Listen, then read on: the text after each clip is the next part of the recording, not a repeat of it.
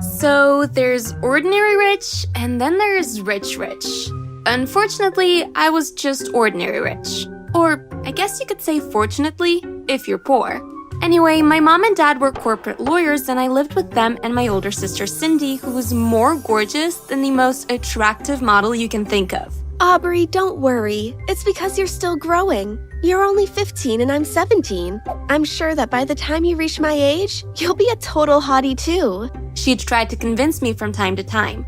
But if you looked at both of us, you'd be convinced that one of us was adopted because we looked nothing alike.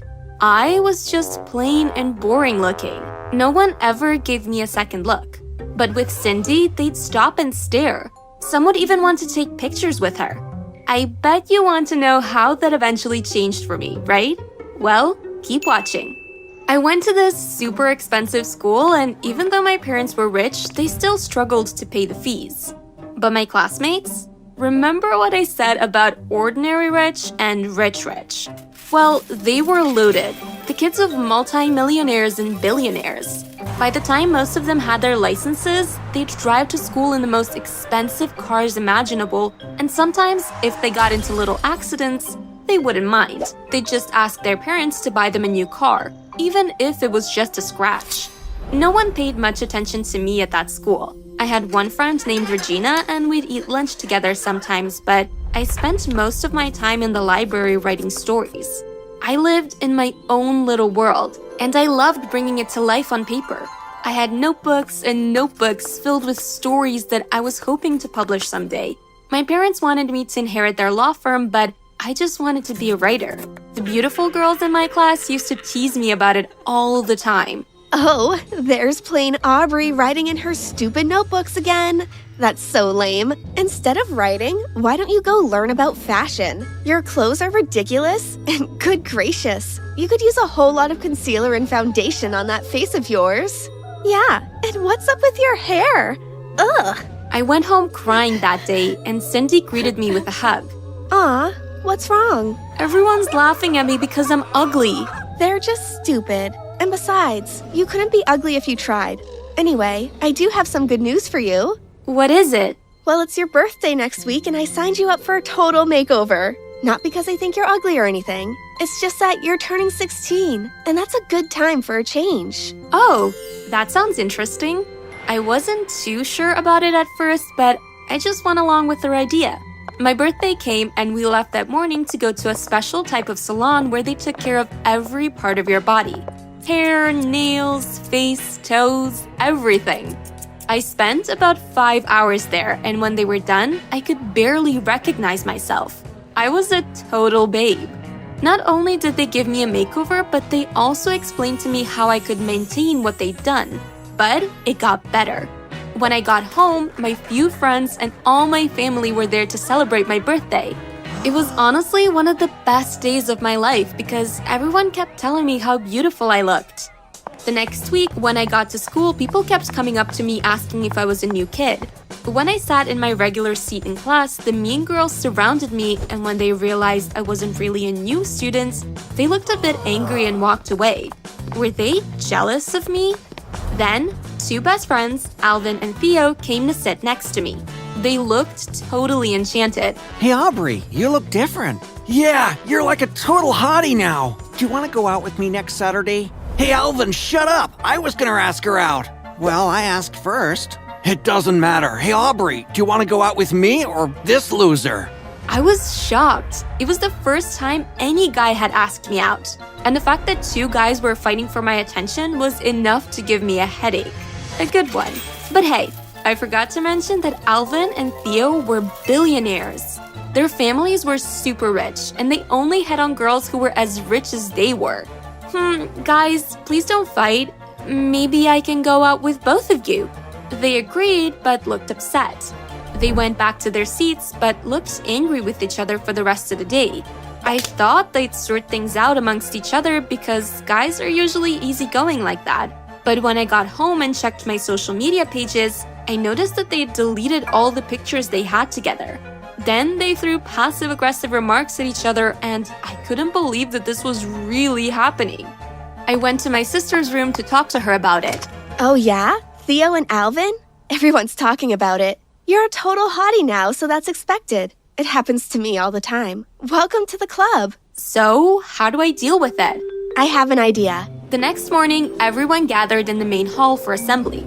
The principal was going over the boring rules, and then he started talking about friendship. That was when it happened. Yeah, Principal George, I think you need to say that stuff louder for the people in the back. Yeah, people like Theo. Actually, I was referring to you, Alvin, you backstabbing son of a... Don't you ever come at me like that! Suddenly, Alvin flew on top of Theo and they started fighting. The principal dropped his mic and stared. Clearly, he was confused. Then, what I saw baffled me even more. Cindy walked up to the stage and took the microphone from the principal. Okay, boys, stop fighting. Everyone, listen to me, please. The room went quiet. These guys are both madly in love with my little sister Aubrey since her, glow-up. She's a total hottie, right? The crowd cheered. I turned completely red. So here's my idea. Alvin and Theo, stop fighting. The two of you have to plan the most romantic date ever. You will both take my sister out at different times. Whoever plans the best date gets to be with my sister. Well, if she agrees, that is. Alvin and Theo let each other go and stared. The crowd continued to cheer. There, so that's that. We'll flip a coin to see who goes first. Alvin, your heads. Theo, your tails. She took a coin and flipped it. Alvin is first. You can have your date this Saturday. Theo, yours will be the following Saturday. Are we cool, everyone? The boys nodded and the crowd cheered again. The principal took the microphone back and asked everyone to calm down. He didn't even comment on what had happened. I guess he didn't know what to say. I mean, I don't know what to say either. So let me skip the boring parts and get straight to my date with Alvin. His father has a few private jets because, like I mentioned already, he's a billionaire. Can you believe that he took me to France? He got his parents to ask mine for permission first, and they thought it was a really good opportunity, so they let me go. Now, most ordinary girls have their first dates at ice cream shops and pizza parlors, but mine was in Paris. The trip there was so romantic. We sat at a dimly lit table after we took off and had some non-alcoholic champagne because my parents told me I was still too young to drink. We played a few video games and then fell asleep. When we got to France, he had the whole day planned out for us perfectly. A tour guide came to pick us up from the airport and we had a tour of Paris. Then he took me to see the Eiffel Tower and after that, we had a romantic dinner. On the way back home, we sat close to each other and I eventually fell asleep on his shoulder. When we were almost about to land, he woke me up and said, So, did you enjoy your date? Of course I did. I had a wonderful time. Then he leaned in for a kiss and I nearly exploded inside. My first kiss after my first date in Paris on a private jet. How would Theo be able to top that? I wasn't even sure I wanted him to because I was already falling for Alvin. I'm gonna skip the boring parts of the next week and get straight to my date with Theo. Hey, I heard that Alvin took you to France, but I have something much better. We're going to Thailand. I read one of your stories and I realized that you love learning about historical sites and that you're fascinated with other cultures. Wow, that sounds amazing. Of course, Theo's parents also had their own private jet too, so getting there was no challenge. Because it was so far away, my parents allowed me to stay there for 2 nights on the condition that Theo and I slept in separate rooms. I couldn't believe they were being so lenient, but I guess it had something to do with him being filthy rich. Thailand was awesome. We spent one day at an amazing beach where we went rafting, kayaking, and snorkeling. I saw so many awesome sea creatures that I kept dreaming about them for months later. I learned a lot about Theo, and he seemed like a pretty nice guy. The next day, we went exploring some of the temples and other historical sites. We even went to an elephant sanctuary, which was probably the highlight of the trip. While we were there, I held hands with Theo, and I thought that I was beginning to like him a lot more than Alvin. When I eventually got home, I explained to my sister that it was really hard to make a decision. I was falling for both of them. She laughed, then left her room because she had to go to the bathroom. She left her phone on her bed and I picked it up to take a selfie. I took about 10 of them, and as I was scrolling through them to decide which one I liked best, I ended up scrolling too far, way too far, and what I saw made my heart sink. There was a picture of Cindy kissing Alvin. I checked the date and it was just 3 days ago, while I was out with Theo. Just as I was about to knock on the bathroom door to throw the phone in her face to ask her what that was about, I saw a text come in from Theo. Just got back from my date with your sister. She's not half as amazing as you, though. Would you still consider going out with me? I miss you so much, babe, and I can't stop thinking about the last time we made out. It turns out that even though I was hot, Theo and Alvin were just using me to get to my sister. Apparently, they'd had crushes on her for ever, and they had a bet between the two of them to see who could be her boyfriend. Instead of confronting my sister, I sent the picture and a screenshot of the text to myself and I posted it on all my social media pages. Now, everyone knew that Theo and Alvin were just jerks, and no girls wanted to date them anymore. My sister and I still aren't talking, and I don't know if things will ever be the same again. On the plus side, I'm still hot, so I will have my fair share of guys in the future. For now, I'm just focusing on my writing. I'm going to be hot, rich, and famous someday. And where exactly do you think you're going? Looking and smelling like that? God, Mom, not again! I'm just heading to school. Why won't you just let me be? Not like that, you're not. Now go back to your room, take a shower, and wash your hair. You smell like a homeless person. I don't mind. I shrugged. Why does it bother you so much? It's not your body. Move. Not the shower again. God. I really hate showering. To be honest, I hate a lot of things. I hate cleaning myself or my room up, dressing up for any occasion, leaving my room, going to school, learning, and every other thing that exists. They just don't make sense to me. Unfortunately, being a high school student and teenager, living under my parents' roof, I had no other choice than to do most of the above. But I hated them so much. Ugh! Fiona, aren't you done yet? I'm sure you wouldn't want to arrive at your school late, would you? My mom said in a melodious voice from the bathroom door. Mom, if you had simply let me go when I came out previously, I'd be in school already. Please, can you leave? I need some privacy. My mom quickly excused me. I'm sure you must be thinking that this isn't a great way to live my life. Well, no kidding. It definitely wasn't. Watch this video till the end to find out how this dirty behavior almost ruined my life forever. Yeah, and click the like and subscribe button so we can continue with the story. Done? Great. Thanks. Don't you just love how fresh you smell now? My mom said as she walked me to class. I was late, so the halls were empty. Thank God. Mom, first of all, no. I don't love how fresh I smell. It's so rosy that I feel like throwing up. Secondly, please, can you stop here already? I told you that you definitely didn't need to drive me to school or walk me into the building. Yet, here you are, walking me to my class door. So sorry, baby. I didn't mean to embarrass you. I just really enjoyed walking and talking with you. I'll go now. Bye. She ran off once again. Yeah, right. Walking and talking with me? More like walking and arguing with me. Or walking with me and shouting my head off. Bye, Mom, I said behind her as her figure slowly disappeared from my eyesight. Mom needed to accept it once and for all. There was absolutely no way I was going to become a girly girl who cared about looks, smells, and all that. No way. I opened the door and went straight to my seat. No one noticed me, not even the teacher. I was fine with that. People hardly noticed me anyway, and if my teacher had noticed me and just how late I was, she would have punished me somehow. Besides, the few people who had ever spoken or been nice to me either simply wanted something and changed once they got it, or just wanted to bully me. Being noticed, in my experience, wasn't, had never been, and would probably never be a good thing. I was a happy loner.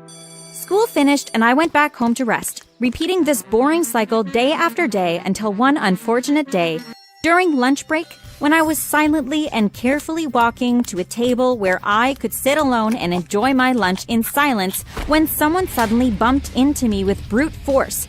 It was the most popular girl in our school, Bridget. As a result of the heavy bump, my food and drinks emptied themselves on Bridget's body and she looked like she was about to explode. And what the heck are you staring at, you flipping fool? Me? Oh, I'm just amazed at how red a human can actually turn. You look like a potato. On fire. Everyone laughed and Bridget quickly turned around to find who was laughing, but she couldn't catch anyone because they stopped laughing immediately she turned. No one wanted her trouble. You fool! Look what you did to me! Aren't you going to apologize? Apologize? Are you kidding? I was carefully walking to my table when you bumped into me, wasting my lunch in the process, and you're asking for an apology? Are you out of your mind? What's wrong with you exactly? When you're walking and talking with your minions, don't you think you should watch where you're going so you don't bump into unsuspecting humans? If anyone should apologize, it's you. Uh-huh. What are you waiting for? The lunchroom went quiet. People were anxious because no one ever spoke to Bridget that way. Honestly, now that I think about it, I don't know what was wrong with me. I really went overboard and I shouldn't have. The right thing would have been to simply render an apology and help her get cleaned up even if it wasn't my fault. Just to avoid future problems, but I guess something in me knew that I was already in deep trouble with Bridget after that encounter. An apology and even licking her feet wouldn't have helped. Angrily, Bridget grabbed a handful of some kind of paste that someone sitting on a chair close by was eating and threw it at me, but I thankfully dodged it just in time. It flew over my head and landed on Bridget's brother, Bright's head. Oh, Bright, I'm so sorry. I didn't mean to. But he wasn't listening. Before she could complete her sentence, a plate full of spag had landed on her face. Her minions responded by stoning Bright and his friends with food. A random person in the crowd screamed, Food wars! And the hall went crazy. Everyone started fighting with food to the sheer horror of the kitchen staff. I tried to quietly slip out of the hall unnoticed, but before I could disappear, a dirty hand stretched out from the dirty fighting crowd and grabbed me. It was Bridget.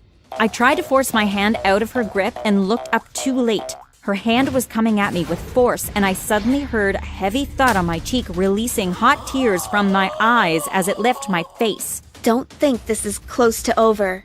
This is just the beginning of your punishment. I ran out of the hall crying. I came back to school the next day and heard that Bridget had been suspended for 2 weeks. Apparently, our shy and quiet math teacher witnessed everything that unfolded from the corner of the hall.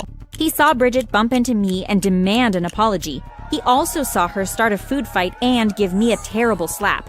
He didn't do anything to intervene, but simply went straight to the principal. The principal even called me to his office later that day and apologized on Bridget's behalf. As happily as I was that justice had actually prevailed for once in our lives, I couldn't help but feel terrible. There was a pit in my stomach because I knew that Bridget was definitely at home right now, plotting the ultimate revenge. I was done for. Everything happened just as I had expected it to. Bridget came back to school and I automatically became a target for her and her friends. I was already a sad and unhappy loner who hated everything and everyone, but Bridget's pranks just made me more miserable and I didn't want to attend school anymore, but I didn't know how to break the news to my mom. Bridget made everyone believe that I had some kind of disease that caused sores all over my skin, which was why I hardly bathed or washed my hair and always wore long sleeves. As a result of this, people did everything they could to avoid me, while some idiots even went as far as pouring soapy water on me and asking me if it hurt. How badly does the water hurt you? It must be stinging right now, right? Well, I hope it burns. My mom noticed that I was withdrawing myself from the world even more, and although she tried to talk to me about it, I didn't know how to explain anything to her. I just sat by the corner, remained quiet, and cried. This annoyed my mom, and she stormed the principal's office the next day, telling him that her daughter was a victim of bullying and the principal was doing nothing about it. Surprisingly, from the place I hid, I heard the principal attack my mom instead of consoling her. He told her that I had always been a depressed loner and my problem was definitely not from school. In other words, he was calling my mother a bad mother. She left the school fuming, bumping into Bright on the way, who was also eavesdropping on the conversation but not doing a very good job of hiding. To my surprise, after overhearing the conversation between my mom and the principal and seeing just how bad I was having it, Bright, Bridget's twin brother of all people, started being really nice to me. I honestly wasn't used to such kindness, so I quickly fell in love with him. Besides, he was also really stunning and handsome. He was practicing basketball one day, and I sat quietly, admiring his skills and muscles, when a girl I'd never seen before approached me. Food for the eyes, am I right? She laughed. Who are you? I'm nobody, but I know what it feels like to have a crush and keep quiet about it. It kills you slowly from the inside. I think you should tell him how you feel quickly, before it's too late. Besides, everyone has seen how nice Bright has been to you lately. It's obvious he has a crush on you. Really? Obviously. This discussion gave me the boost of confidence that I needed, and I walked straight to Bright once he was done with his practice. Hey, pretty. Want me to walk you home? Bright, there's something I want to tell you. What's that? Go ahead. He laughed. You're making me nervous. I like you. What? He laughed. Fiona, you don't really think we can date, do you? Look at me, and I mean, look at you. How do you think that can work? I was just being nice because I felt bad about what my sister was doing to you. But you're obviously taking it the wrong way. Don't talk to me ever again. Bright quickly walked off and left me standing all alone on the basketball court. I cried throughout the night, but what awaited me in school the next day was even worse. Videos of me telling Bright how I felt and being rejected were all over the school. I ran back home crying and finally got the courage to tell my mom everything that had been happening. She was sad, but after a few minutes of brooding, she told me that what I needed was a makeover. What? Mom, you just look for every opportunity to dress me up. This is a serious problem, not a makeover problem. Honey, I know what I'm doing. Just trust me this once, okay? Fine. My mom did magic on me, and to my surprise, the makeover was certainly my style. Nothing too fancy, nothing too girly, lots of black and dark colors, but I still looked amazing. I stepped into school the next day, and no one believed it was me. Most people thought I was a new girl.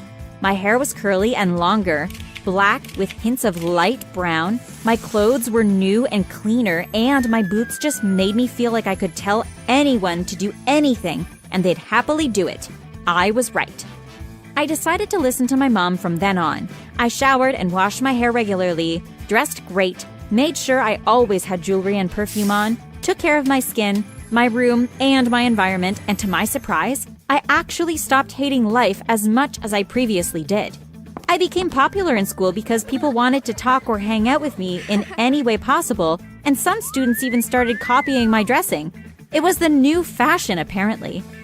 Bridget and her minions became very nice to me, and he even asked me to become one of them, but I politely declined her so-called kind offer. Bright came back to apologize and talk to me, asking if we could be friends at least, but I rejected him, making sure someone was there to record it so we could share it across social media. Despite the embarrassment I gave Bright, he didn't give up. He kept chasing me like his life depended on it, and it kind of freaked me out because I still liked him. I was just too hurt, embarrassed, and proud to admit it.